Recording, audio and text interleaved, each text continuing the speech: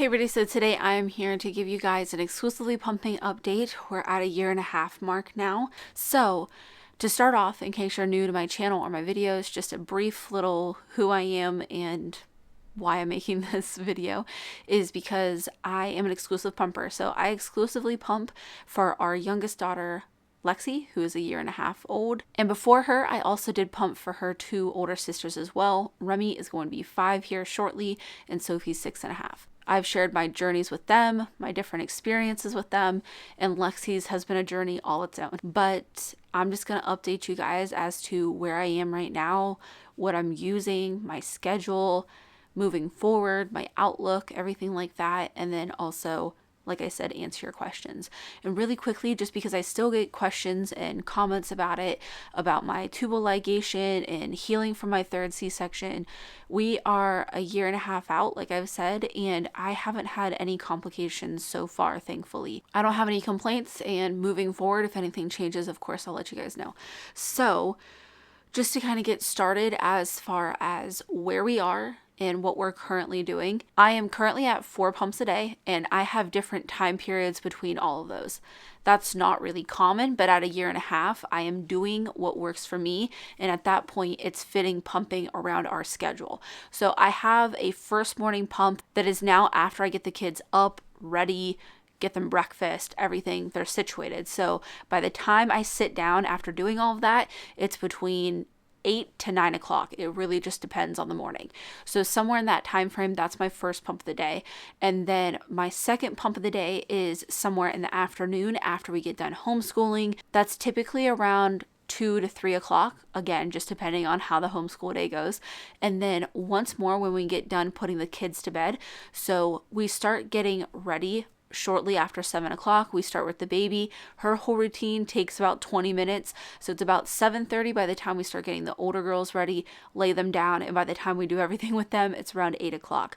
So it's typically normally always around 8 o'clock that I'm doing my 3rd pump of the day. And my 4th and final pump of the day is right before I go to bed at night. I'm a night owl, so I am up typically anywhere between 11 to 1 a.m. Really depends.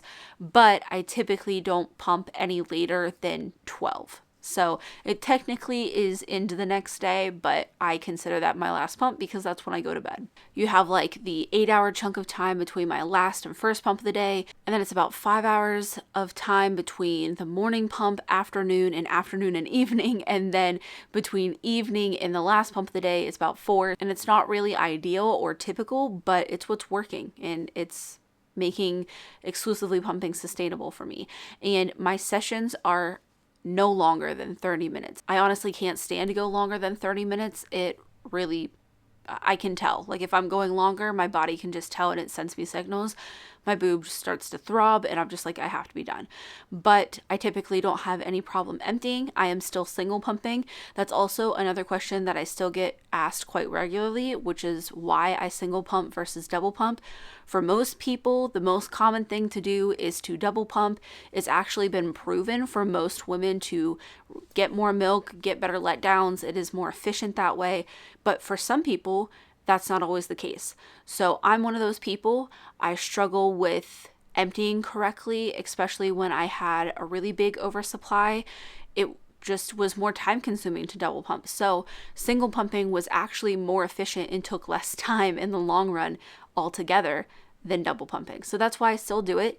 It's still working out for me just fine. About my output, I make around 30 ounces.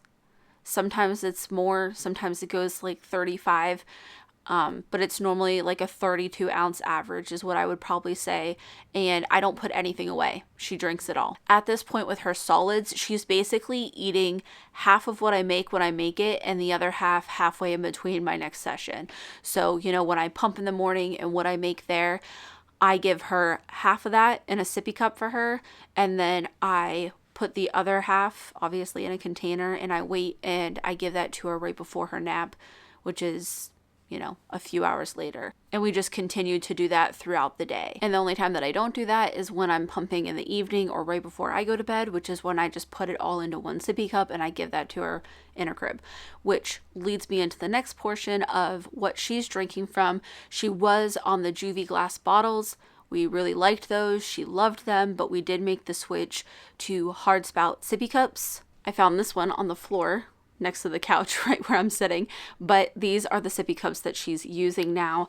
These are not as great as I remember when I used them with Remy. They never leaked, and now I get some that leak and some that don't, but she typically drinks what I give her as soon as I give it to her. And as far as her eating during the night too, I am slowly going to work on weaning that as well. It would be nice to get rid of that pump right before I go to sleep. It's like the one that I dislike the most. So I would like to get rid of that. I feel like we're definitely getting there. It's just a matter of progressing her with solids. All of my kids have just been slow in their like 1 to 2 age range. They just slowly come around to solids and having their meals and really being full. But in the meantime, I have seen huge progress too, because she used to love a lot more milk at night than what she drinks now. So it's actually pretty amazing. So she's getting there. She's doing great with solids. We're just slowly building a good relationship with those. And as far as what I'm using, I use the Lancino Smart Pump 2.0. That is still my daily pump. It is such a trooper. Such a trooper. Honestly, I should be taking it out of the room, but I just forget most of the time. Lexi has chewed holes in my tubing, so I now have the tubing out of the room and I set it up on my bar. And then when I get my pump parts and I get like the sippy cup to go and pump, I'll grab that too. I honestly just need to start taking the pump out of the room and sit that up on the bar, but I'm in such a habit it's hard to remember to do that. But she has knocked that thing off my table, off the side of the couch so many times. It's landed on tile, it's landed on carpet, and it's still such a trooper. And I've had that the majority of my journey, and I'm so happy with it. It is a really inexpensive pump if you're affording it out of pocket, and it just offers a lot of capabilities in my opinion. So definitely one that is still my highest recommended.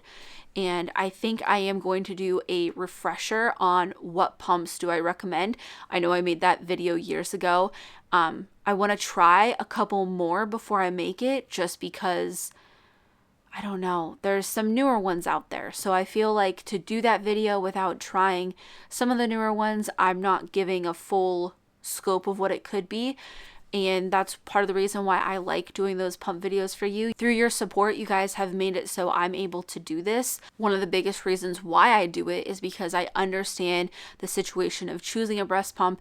It is overwhelming, it can be complicated, and there's definitely that pressure to make a good decision, because you're either paying for it out of pocket, which can be hundreds of dollars, or you're picking through your insurance and you only get one shot because these things are not returnable. It's a really tricky kind of decision, and I want to do the most that I can help with it. At this point in my third pumping journey at 1.5 years long, there's not a lot of accessories I use whatsoever, but I would say there's like 2 or 3 that I do still use. The number one would be the La Vie warming massage pads.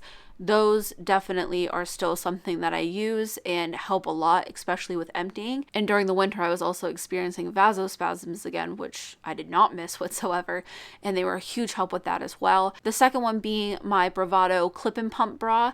So if you didn't know, I am still wearing the Bravado bras that I wore with Remy. So they are,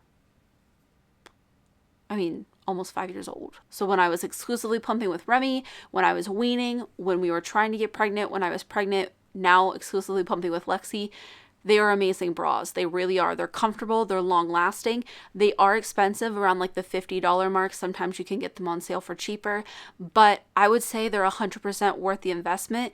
I have all the same bras that I did own, and there's nothing wrong with any of them. Like, yeah, there's some pilling, but there's no stains, there's no tears, there's no rips. None of them are not usable anymore. Like 100% Bravado bras. So that was my third one too. I just kind of skipped over it, but I don't really use a hands-free bra anymore. At this point, somehow, I don't know how it happened, just having all 3 kids at home, I guess, I just wasn't reaching for it. So I was just figuring out a way to balance the bottle between my leg and my boob, and I just have like this certain way, I'm sure it's horrible for my posture, but I just have a certain way that I'm able to hang on to the bottle without a bra.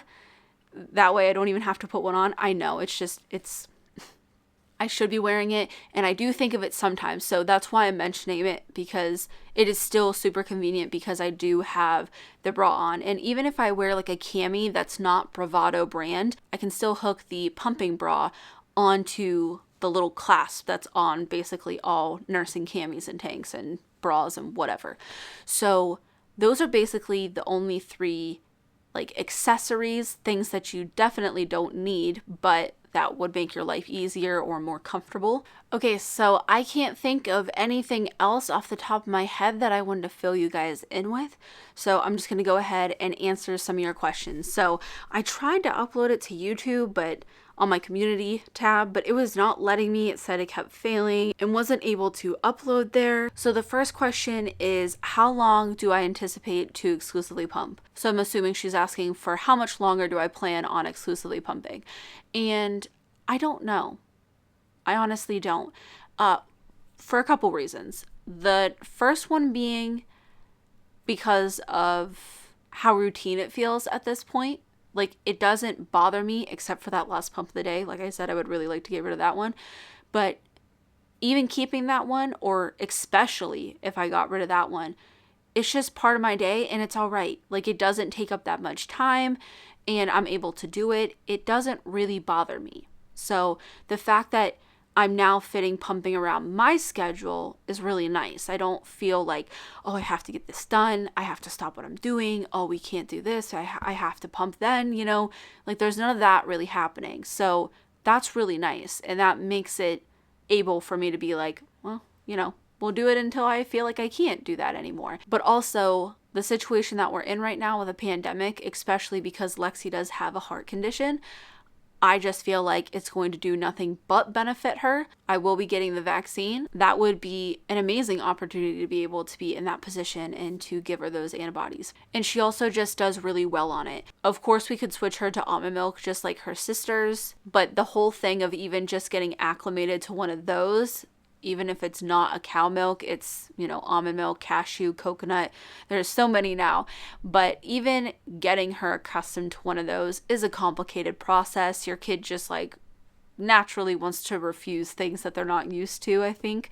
So it's almost like that feels like a lot of trouble when pumping doesn't really bother me at this point, because I am able to have like a good relationship with it and it's not overwhelming me or anything like that. The next question is not exactly pumping related, but have you thought about getting breast milk jewelry? I actually have, and I've actually invested in some. I'm very excited about it. I kind of wanted to surprise you guys, and I guess to some it may still be a surprise in case you didn't make it to the end of the video, but I have saved up money and milk for a lot of years to get the piece that really spoke to me and that I truly wanted. As you can see, I don't really wear any other jewelry other than the stuff that I basically don't ever have to take off. So for that reason, I wanted something that was solid gold, that spoke to me, and I picked something that I'm so excited about. It was expensive, and it was really hard for me to order because I'm so uncomfortable spending money on myself. I had a bag that was from when I was weaning with Sophie and pregnant with Remy. And then I had a bag from Remy. And then I had a bag, well, one bag of colostrum from when Lexi was born. And then I threw in like a little bit that I had that was fresh. So a little bit from like all of my journeys and even like different places in my journeys, which was really cool. And I just melted them all down in a saucepan because they were all frozen. And then I combined them all. I shipped off the milk that they needed. And I also just made a brick of that milk to save in case I ever need it again for whatever reason, or honestly just to keep it because I'm weird sentimental like that. But yes, I plan on making a video whenever it finally does come because I had a lot of questions. It's kind of an experience in and of itself, at least when you order from the shop that I did, and I want to show it off. I'm really excited because I know it's a very popular thing for people to do. So yes, I'm going to answer 2 more questions. Somebody asked me what my top favorite pumps are, and she also asked about additional ones, but like I said, I'll have a video hopefully within the next year after I can try a few more pumps for you guys. about which pumps I would recommend, but she was asking for my top favorite pumps. And I would say it's still a tie between the Lancino Smart Pump 2.0 and the Pumpable Super Genie. And the same reasons why I gave in the review of why they're my favorite pumps still stands true. The Lancino Smart Pump 2.0 is a super affordable option. It's covered on a ton of insurances, and it has been the pump that just works the best and responds the best to my body. And it truly is a workhorse. Like the Lancinos that I've had have just really stood the test of time. And also with the Pumpable Super Genie, it's not really covered on any insurances. It might be if your plan will just reimburse you for the purchase of a breast pump, which would be awesome, but it's a little bit more expensive than Lancino. But a ton of thought and work went into this pump, and it's nearly perfect in my opinion. Honestly, if you ask me to point to the most perfect pump, that would be the Pumpable Super Genie. It's because it's made by moms for moms, and I think that's a huge part of the equation. You can tell when companies are listening and paying attention to what pumping moms need versus when companies do what they think moms want or what they think moms need.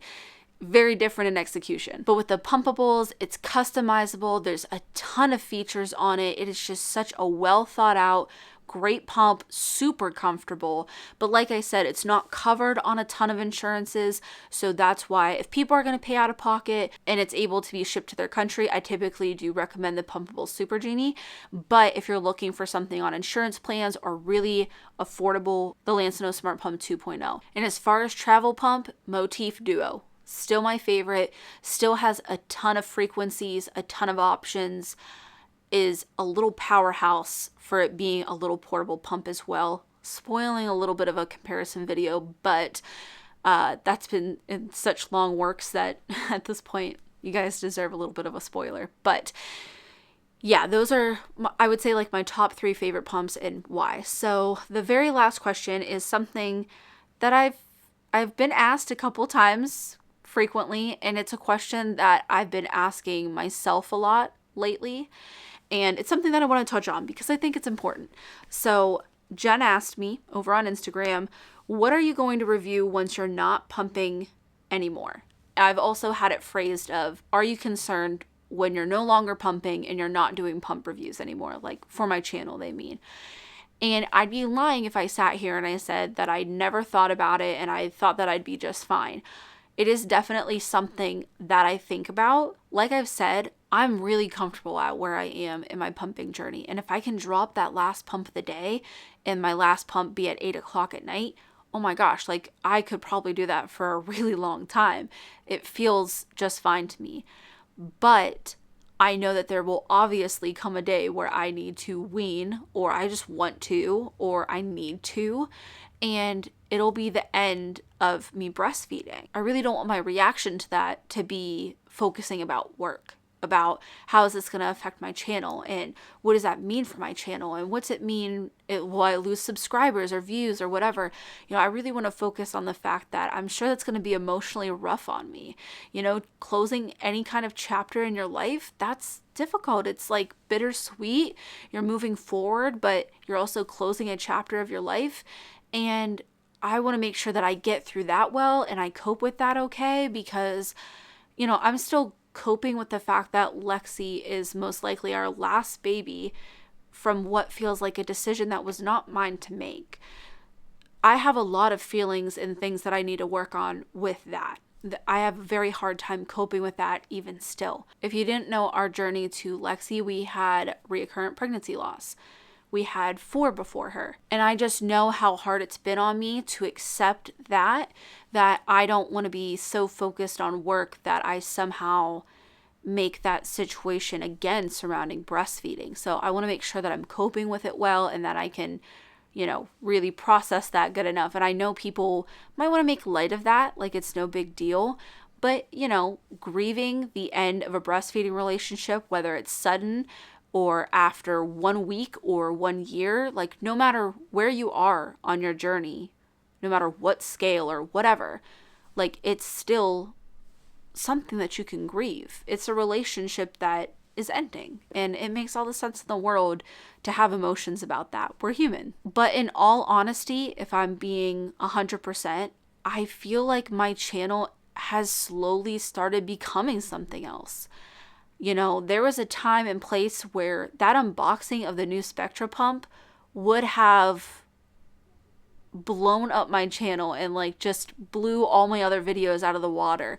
And I uploaded a grocery haul that is now doing better than it is on my channel. So, you know, and I can see that reflected in when I talk to you guys, when I ask you what kind of videos you want.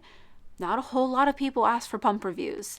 You know, a lot of people want to see more of our daily life, or they want to see more grocery hauls, or I don't know, just other aspects of our life that don't involve breastfeeding. And I've found that super interesting because before I talked to you guys, I was worried about it. I was really worried that I was going to lose a big chunk of my audience because I wouldn't be making those kind of videos anymore. I don't think that I have to worry about that. I know that there will be people who unsubscribe or don't watch my videos anymore, but honestly, I've had that over the years anyways. You know, I've had people who, you know, followed me when we were having miscarriages and said that they had to unfollow me when we had Lexi, and I completely understood.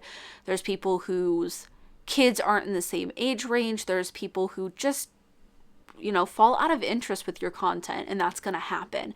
So whether it's from me making different life decisions or just them not really enjoying my content, it's going to happen. But I feel like most of you have actually grown with me, that my channel is more than just exclusively pumping, and that you guys look forward to other content too, which means the world to me. So when you like videos or you comment on them or you ask for stuff, like please, like don't underestimate what that means to me. I try not to look at that stuff regularly, but I do still notice it. And it means a lot when you guys give me that feedback, so I know what you guys are looking for. And I feel like within the past 4 or 5 months, I've noticed that a lot of people prefer other videos over my exclusively pumping stuff. So I feel like it's a natural progression that's just kind of happening. And I know that I don't make as many exclusively pumping videos now as I did back then, but I feel like I've made a lot of content on it, that a lot of the topics that I've made specific videos on, they still hold true. I have nothing new to say about a lot of the topics that are in my exclusively pumping series. And now I would like to focus my time on doing what a lot of people can't, which is trying as many pumps as somebody can humanly do, give you honest reviews that you can trust, that I'm being like 100% with. That way you have as many resources, or at least my genuine advice on making that decision. Like I said, they're expensive. You don't get a second shot. They're not returnable. It can be a heavy, big decision. And not a lot of people are in the position to try pump after pump after pump. So that's where I wanted to focus my energy at, because I am in that position of privilege and I want to help you guys the way that I can. So it'll definitely be sad. It'll be the end of a chapter. I'm also excited because I am a creative person, or at least I would like to think that I am. So I feel like I'm going to be able to bring you guys along for whatever I get into next. When I started my channel, and especially around the exclusively pumping, it felt more of like a channel where you would come to get answers and that's what you were here for. And I am 100% happy if that's what people take away from my channel. But I feel like over the years, it's become more of a community, and you guys are interested in me or my recommendations or favorite products or gift guides and grocery hauls and things that are a bit more personal and stuff like that. And that means a lot to me too. So I am nervous, and it does make me anxious to think about being done with that. But I know that that's not in the immediate future. So right now I'm going to focus on doing what I can for you guys while I can do it. I don't have a crystal ball or anything, but I think it'll be okay because of the space that you guys have helped create. And I guess to be more specific to Jen's question, I guess I didn't even answer hers about what will I review once I'm not reviewing pumps anymore. I don't know that I'm going to necessarily fill the void. You know, like I don't want to just start reviewing other products just because I don't review breast pumps anymore. You know, like exclusively pumping just felt natural to me. It felt like the right decision. It felt like the thing that I wanted to make content on. And when that's no longer the case, I don't want to force something into its spot. I just want to find the next thing that does feel like the right thing to make content on. So I don't know. I guess you'll just have to stay tuned and figure it out along with me, I guess, because I'm not sure either right now. Yeah, this was really long. I thought it would be a super quick update, but of course, once I get talking, it's never quick. So hopefully I can edit this down for you guys. But yeah, I just want to say thank you. You guys are super supportive, super kind. You make this community a great place. I love when you guys answer questions and talk to each other, or, you know, comments to other people to help them out before I'm able to. I really appreciate everything that you guys contribute to this community and supporting me and my family. When you do watch videos, when you like them, when you subscribe, all of that stuff, it helps support my family, and I can't begin to tell you how much I appreciate it, because I really do. And yeah, I hope you guys enjoyed the video, and as always, thanks for watching.